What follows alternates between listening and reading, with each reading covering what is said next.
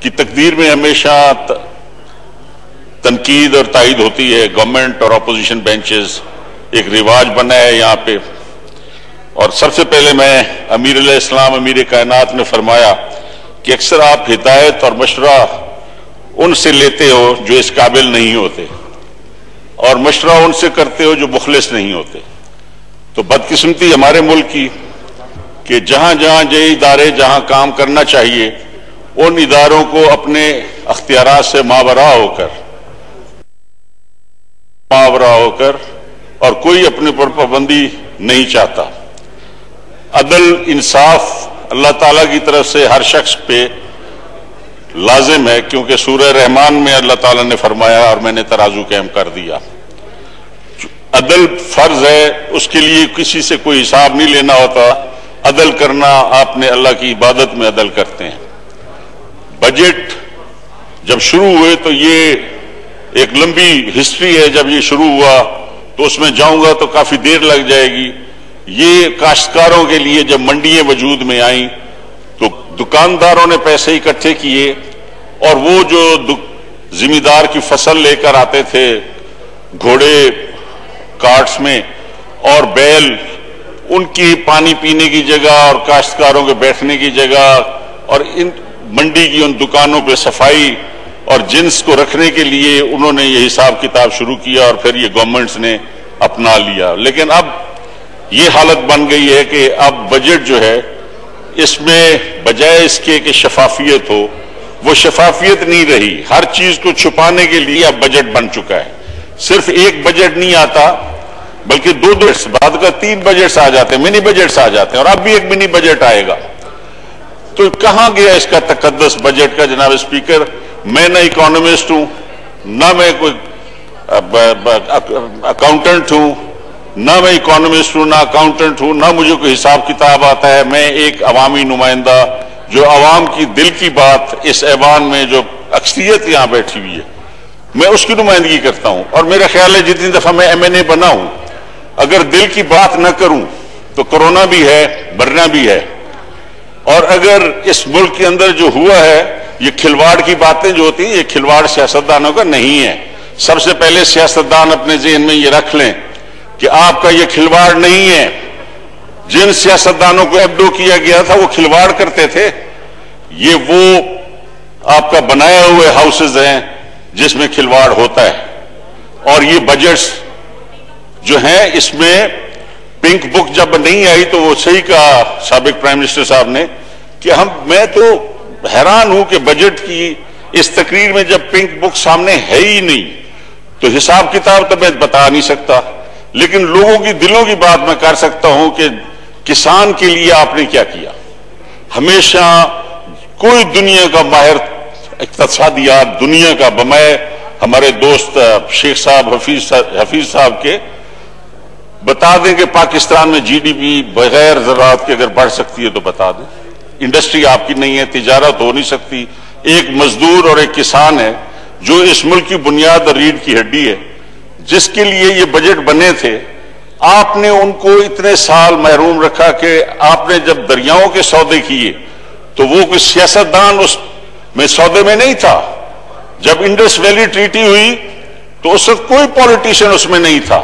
سب generals تھے یا bureaucrats تھے، سیاستدان نہیں تھے.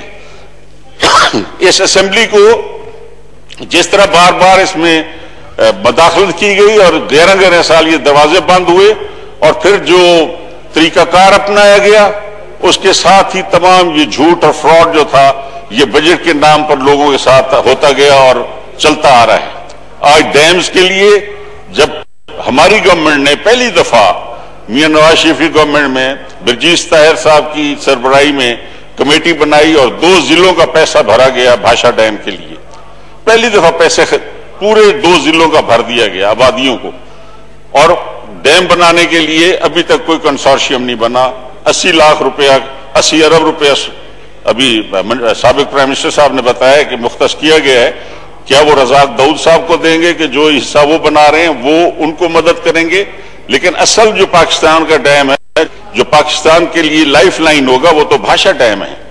اس پہ ابھی تک پانی کے نام پہ چیف جسٹس صاحب نے بھی کرتے رہے کہ جی پانی نہیں ملے گا، تو انہوں نے بھی یہ پیسے لیے عوام سے، اور ابھی تک اس کا کوئی نام نہیں۔ چائنا کو کہا جاتا دوست ملک ہے، وہ بنائے گوادر کے جیسے آپ کے معاہدے ہوئے سی پیک میں، اسی طرح اس ڈیم کے لیے بھی آپ پیسے مختص کرتے یا کنسورشیم بنتا ہے، یا اس بجٹ میں صرف حوصلہ دیتے کہ جناب اسی سال کنسورشیم بنے گا، اسی سال یہ ڈیم شروع ہو جائے گا، آپ سارا پیسہ کسان سے لے لیں، اور پیسے بھی آپ لے رہے ہیں، ہر ٹیکس ہم دے رہے ہیں۔ ڈیزل مہنگا آپ نے کسانوں کے لیے کیا، کیونکہ سب سے زیادہ ڈیزل کا خرچہ جو ہے وہ کسان کرتا ہے۔ جناب والا، میرے والد ایک عام ذمہ دار تھے، مجھے کہا کرتے تھے کہ تم ایوانوں میں بیٹھتے ہو، یہ ملک زراعت پیشہ ملک ہے، میں ذمہ دار ہو کہ تمہیں کہتا ہوں کہ جب بھی کسی میٹنگ میں بیٹھو گندم اس ملک میں مہنگی مت ہونے دینا، یہ گورنمنٹ سبسڈی دے، بجلی کے ریٹ گندم کے کاشتکار کو کم کرے، کھاد میں کم کرے، لیکن کیوں کہ یہ پاکستان کا جو 80% آبادی ہے وہ 8 روٹیاں ڈیلی کھاتا ہے ایک بندہ، 2 ناشتے میں، 3 دوپہر کو، 3 رات کو۔ آپ تو پتہ ہے کہ ہمارے لوگ گندم کے سوا گوشت کم کھاتے ہیں، سبزی کم کھاتے ہیں، دودھ سے کھا لی، چائے کی پیالی سے، پیاز سے، نمک سے، اور وہ گندم کھاتے ہیں۔ اور آج گندم آپ دیکھیں کہ 2 مہینے ابھی نہیں ہوئے 2000 پہ چلی گئی ہے۔ آپ نہیں روک سکتے مزدور کو کہ وہ مزدوری نہ بڑھائے، کیونکہ اور سب پہ آپ چیک کر سکتے ہیں، لیکن مزدور کی مزدوری وہ اپنی مرضی سے بڑھا لیتا ہے کہ جناب روٹی مہنگی ہو گئی ہے۔ اسی طرح جیسے کہ ٹرانسپورٹر جو ہے وہ تیل مہنگا ہو تو کرایہ بڑھا لیتا ہے، اور کم ہو جائے تو کم نہیں کرتا، لیکن مزدور فوراً کہے گا کہ جناب آپ کسی کو بلائیں مزدور کو ایک دن کے لیے، کہے گا جی گندم اب 2000 پہ چلی گئی ہے، میری مزدوری اب 1500 روپیہ ڈیلی ہوگی، 2000 ڈیلی ہوگی۔ پہلی دفعہ ہی 2000 پہ گندم خریف میں چلی گئی ہے۔ جناب اسپیکر، صرف ذمہ دار اس ملک کا وارث ہے، اس ملک کی بنیاد اور اس ملک کی روح ہے۔ اس کو جتنی بھی مراعات آپ پانی میں دیں گے، آپ فصلوں میں، زراعت میں اور ریسرچ میں دیں گے، لیکن آپ دیکھیں جناب اسپیکر کہ آج تک ہمیں کاٹن کا سیڈ پاکستان کی ریسرچ انسٹیٹیوٹ نہیں دے سکے۔ ہمیں گندم کے لیے بکھر کی ایک سائنٹسٹ نے، ایگریکلچر سائنٹسٹ نے ابھی اچھا بیج دیا، اس کو انہوں نے اٹھا کے وہاں سے تبدیل کر دیا، جو اس کے پائپ لائن میں اب تھے، میں نے اس سے بیج لیا جناب اسپیکر، اس سے ٹیلی فون کر کے، میری 60 من ایکڑ ہوئی ہے جی، پہلی دفعہ۔ اب جو ریسرچ کرنے والے ہمارے ڈاکٹرز ہیں ان کو ایک طرف کر دیا جاتا ہے، اور پھر وہ لوگ جو کام بن جاتا ہے۔ اسی طرح ایک بھاولپور میں ڈاکٹر طارق سے، جنہوں نے BH36 کے نام سے کاٹن کا سیڈ دیا تھا، کیونکہ ہمارے علاقے میں چولستان میں کاٹن جو ہے وہ اس طرح پتلے پتوں والی سیدھی ہوتی تھی، مدر پلانٹ اسی پہ انہوں نے ریسرچ کی اور وہ بیج دیا، اور وہ 30-35 من نکلا۔ جب میں منسٹر تھا ان دنوں میں تو میں نے ان کو پروٹیکٹ کیا، بعد میں ان کو بھی کھڈے لائن لگا دیا گیا، اور پھر کاٹن کا بیج نہیں آ سکا۔ ذمہ داروں کے ساتھ ہر دور میں، اگر ذمہ دار سیاستدان تھا تو اس کو ایبڈو، میاں ممتاز دولتانہ جیسے لوگ ایبڈو کر دیے گئے۔ وہ کون سے کرپٹ تھے؟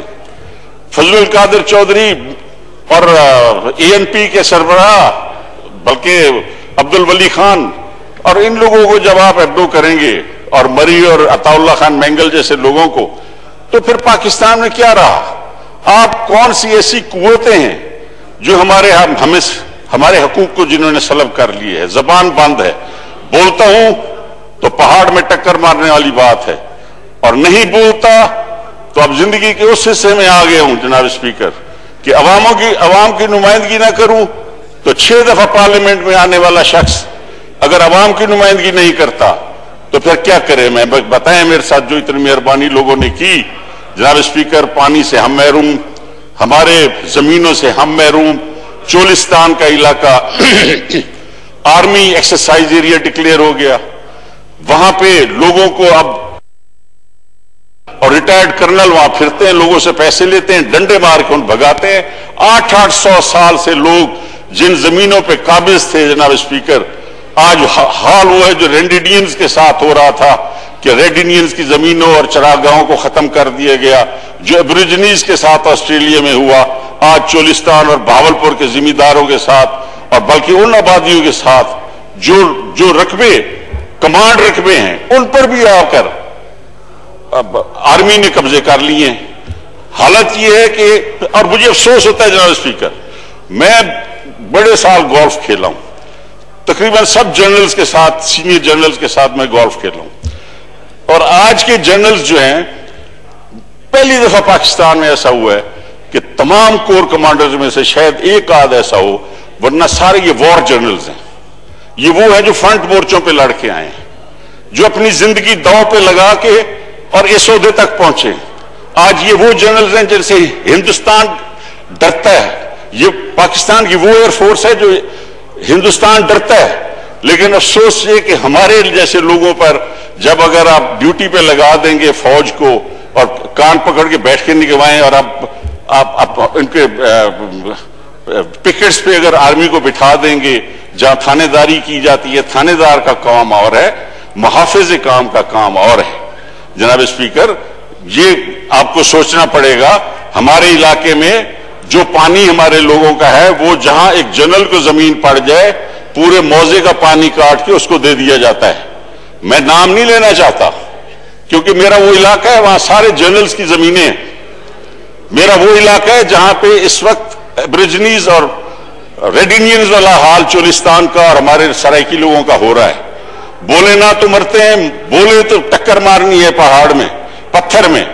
جناب اسپیکر، اس پارلیمنٹ کے ساتھ جو ہوا، جو کام جو مشورہ آپ نہیں کر سکتے وہ کیوں کرتے ہو؟ جو آدمی سیاستدان ہے وہ سیاست کرے، اور یہ جھنڈا صرف لپیٹ کے اپنے جنازوں پہ قبروں میں مت جانے دیں۔ اس کو سلوٹ اگر کرنا ہے تو صحیح معنی میں سلوٹ کریں۔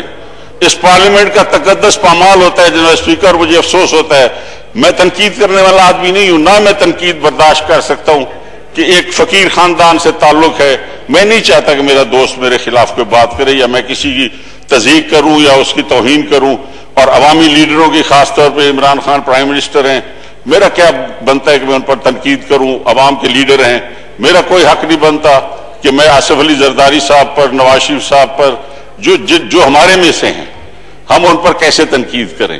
لیکن یہ روش بھی اب اس پارلیمنٹ میں ختم ہونی چاہیے کہ کس نے کیا کیا، کھلواڑ کس نے کیے، کھلواڑ جنہوں نے کیے ہیں جناب اسپیکر وہ ہمارے ساتھ ہوئے ہیں۔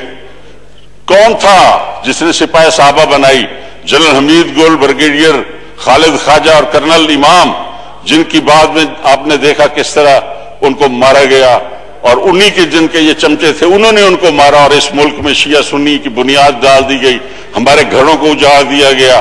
35 روپے کی گولی ایک کلیشنکوف کی ہے، میرے والد کو اس سے مروا دیا گیا۔ آج میں اگر بولوں گا تو 300 روپے کی گولی ایک کلیشنکوف کی زیادہ یہی کریں گے یہ۔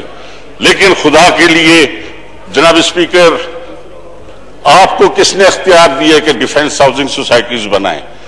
یہاں پر بڑے بڑے ریونیو کے اور بیٹھے ہیں ہمارے سے اپنے اکانومسٹ بھی بیٹھے ہوں گے اور ریونیو کے ایکسپرٹ بھی۔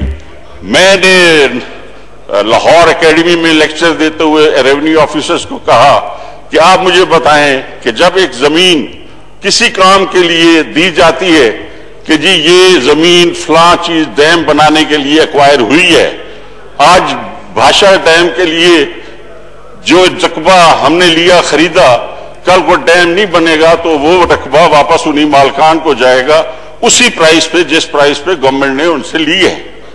اسی طرح ہیڈ اسلام بھی بعد میں نیلام کر دی گئی۔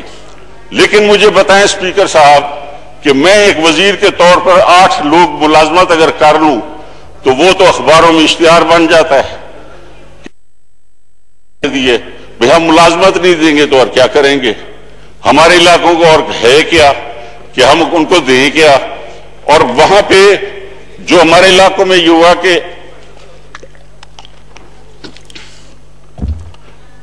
جناب اسپیکر جو زمین دی گئی آرمی کو فار دی کنٹونمنٹس، کیا اس میں یہ ہے کہ آپ وہاں پہ بیریج ہال بنائیں، آپ ان میں डिफेंस हाउसिंग सोसाइटीज बनाए। अगर वो काम आर्मी की नहीं थी तो वो गवर्नमेंट ऑफ पाकिस्तान को उन मालिकों को जानी चाहिए थी जो in the heart of the city of Lahore, Karachi, अब वो लैंड जो है वो आ गई हैं। वो वहां पे अब रियाज बहरिया वालों को तो पकड़ के आप बंद कर दें कि जिसने इस दुनिया में पाकिस्तान में लोगों को रहना सहना सिखाया, जिसने लोगों को कितने लाखों को नौकरियां दी, वो तो करप्शन कर रहा है। और जो आपके जनरल्स खुदकशी कर गए, जो कुछ होता गया, आप हाउसिंग स्कीमों पे स्कीमें बनाए जा रहे हैं। अब बहावलपुर में हाउसिंग स्कीमें डेजर्ट सारी वो डिफेंस हाउसिंग ले रही है, हमारे रकबे जो कब्जे कर रहे हैं। कल हमारे एक जिम्मेदार का मंजूर खान बलोच का ट्रैक्टर जो वहां पे पकड़ के उनको मारा भी सही कुछ हवलदारों ने, और फिर वो ट्रैक्टर भी ले गए। और अब किसी को कहें तो कहते हैं जी कैंटोनमेंट में तो आने की इजाजत नहीं है, लिहाजा गरीबों के ट्रैक्टर पकड़ के वहां खड़े किए हुए। जनाब स्पीकर, हकीकत यह है कि पाकिस्तान के लोगों को जो खिलवाड़, नमाज का वक्त अगर हो गया तो मुझे कोई पीरजादा साहब 8 मिनट रह गए नमाज में, 1 बजे नमाज। ठीक है सर, मैं 8 मिनट में बंद कर दूंगा। जनाब स्पीकर, मैं काफी मुद्दत से सोचता था कि दिल की बात अगर नहीं करता तो इतनी दफा एमएनए बनने के फायदा कोई नहीं। और मैं आज आपको बता रहा हूं जनाब कि अफसोस ये है कि हमारे वॉर वाले जर्नल्स जो इस वक्त मौजूद हैं, 1.25-2 के, मैं जानता हूं सबको, मुल्तान का जर्नल हो, आपका गुजरांवाला का कोर कमांडर हो, कराची वाला हो, क्वेटा वाला हो, ये सारे वॉर जर्नल्स हैं जनाब। ये कप्तान सेकंड लेफ्टिनेंट से यहां तक ये फ्रंट मोर्चों में लड़के ये यहां पे आए। ये जनरल मलिक ताहिर मलिक और जनरल हारून जैसे लोग जो जिन्होंने इस आर्मी में ये जज्बा पैदा किया कि फ्रंट पे जाके ये अटैक करते हैं, ये वो जर्नल्स। लेकिन मुझे अफसोस है सर कि इस वक्त जो नीचे हो रहा है उससे इस आर्मी को कोई फायदा नहीं। लोगों के दिलों में अब वो इज्जत और एहतराम नहीं रहा। मैं अफसोस से कहता हूं, मेरे ये मुहाफिज हैं, मेरे मुहाफिज हैं, ये हमारे घरों को तो उजाड़ा है, कम अज कम बस सरहदों पे तो मेहरबानी करो। ये जो कुछ हो रहा है, एटम बम हमने भूख मर के बनाया और वो एटम बम इसी काम के लिए अब आ रहा है कि उसको छीनने के लिए जो साजिश हो रही है उसमें सब शामिल हुए हैं। क्या इस मुल्क का पूरा आपने मिलियमेट कर देना है सब कुछ, ताकि वो कल को कहें न्यूक्लियर प्रोग्राम जो है वो बंद करो और ये अपने बम हमारे जमा करो और चलो भाग जाओ। जनाब स्पीकर, मैं आपको देख रहा हूं कि शायद आप मुझे कहने वाले, तो इससे पहले कि आप मुझे कहें, मैं इतना सीनियर पार्लियामेंटेरियन हूं कि मैं आपसे तकाजा भी नहीं करूंगा। फिर मौका मिलेगा प्रेसिडेंशियल एड्रेस पे, प्रेसिडेंशियल एड्रेस पे भी मैं बात करना चाहता था, क्योंकि ये चीजें प्रेसिडेंट की स्पीच में आनी चाहिए कि इदारे अपने कंट्रोल में रहे। आपने जो कुछ सुप्रीम कोर्ट में होता रहा, पीसीओ जजेस आते रहे, वो फैसले होते रहे, सब हमारे खिलाफ हुए, अवाम को पीसा गया। खुदा के लिए आप अवाम को मत पीसें। जनाब स्पीकर, आपकी कुर्सी एक बहुत तकद्दस वाली कुर्सी है। यहाँ फखर इमाम जैसे स्पीकर और मिराज खालिद जैसे और गौहर अयूब खान जैसे स्पीकर जिन्होंने यहाँ पे बेहतरीन अवाम की नुमाइंदगी की, आप भी कोशिश करते हैं। मैं आपका जो आपके अंदर एक जज्बा है वो ठीक है, लेकिन बाज़ औक़ात आप तनकीद भी करनी चाहिए। आप थोड़ी सी साइड लेते हैं। अगर स्पीकर सूरी साइड न ले स्पीकर बन सकता है। बड़ी मेहरबानी, शुक्रिया। बहुत शुक्रिया जी, बहुत शुक्रिया जी।